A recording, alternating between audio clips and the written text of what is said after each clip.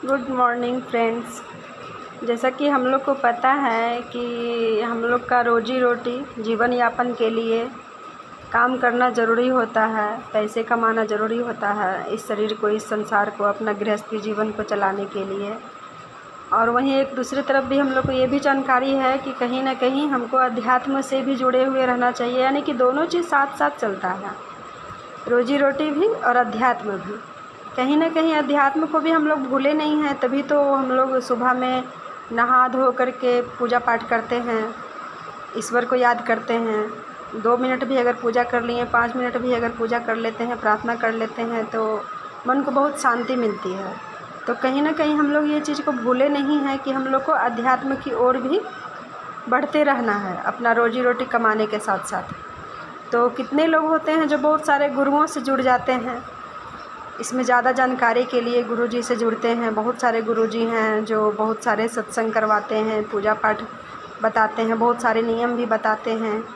कितना लोग शिव चर्चा से जुड़े हुए रहते हैं अपने अध्यात्म को विकास करने के लिए, अपने अध्यात्म के बारे में जानने के लिए, अपना आध्यात्मिक विकास के लिए।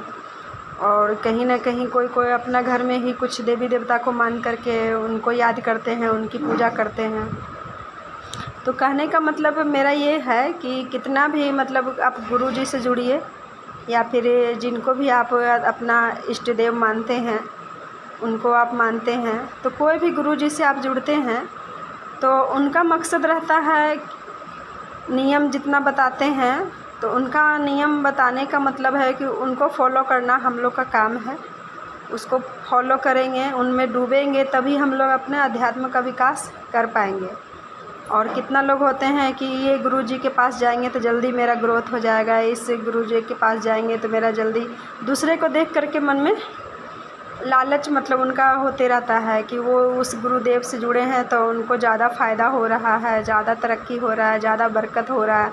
ये सब दूसरे को देख देख के अपना रास्ता चेंज मत करते रहिए, उससे आपकी समय की बर्बादी है। गुरुजी का काम है केवल आपको रास्ता दिखाना, और रास्ता दिखाने का मतलब है कि जो भी वो रास्ता दिखाते हैं तो आपको अगर ईश्वर प्राप्ति करने की इच्छा है, अध्यात्म की ओर बढ़ने की इच्छा है, आध्यात्मिक विकास करने की इच्छा है, तो आपको अपने भीतर उतरना पड़ेगा। गुरुजी का नियम का मतलब यही है, वो कहीं ना कहीं आपको बताते हैं कि उस चीज़ पर ध्यान लगाने के लिए, ध्यान मेडिटेशन।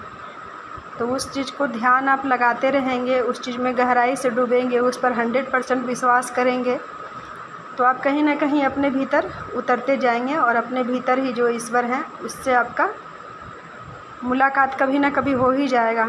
कभी ना कभी वो अंदर का आत्मा आपका जागृत होगा, अंदर का ईश्वर वो अंदर उतरते उतरते आपको पता चल जाएगा। सभी गुरुओं का यही मकसद रहता है, जो भी नियम बताते हैं उससे आपको अपने भीतर ले जाने का मकसद उनका रहता है। जो भी मिलेगा आपको अपने भीतर मिलेगा, बाहर कुछ मिलने वाला नहीं है। जितना भी आप जो भी कर लें, लेकिन आप दूसरों को देख करके रास्ता मत बदलते रहें। रास्ता सब गुरुजी अलग अलग बताते हैं, अलग अलग नियम बताते हैं, रास्ता भले अलग है लेकिन सभी का मंजिल एक ही है, उस परमपिता परमेश्वर से कनेक्ट होने का। सबका इच्छा यही है कि उस परमपिता परमेश्वर से हम कनेक्ट हो जाएं। और इसलिए दूसरे को देख देख के मन में लालच ना करते रहें कि इस गुरुजी देव से जुड़ेंगे तो जल्दी हमको सब कुछ मिल जाएगा। किसी को कुछ मिलने वाला नहीं है जब तक आप उस पर विश्वास नहीं करेंगे, भरोसा नहीं करेंगे, उस चीज़ में आप गहराई से उतरने का कोशिश नहीं करेंगे। केवल आपका समय का बर्बादी होगा कि इसको देख करके ये करें, उसको देख करके ये रास्ता बदलें, उसको देख करके ये रास्ता बदलें, कुछ नहीं।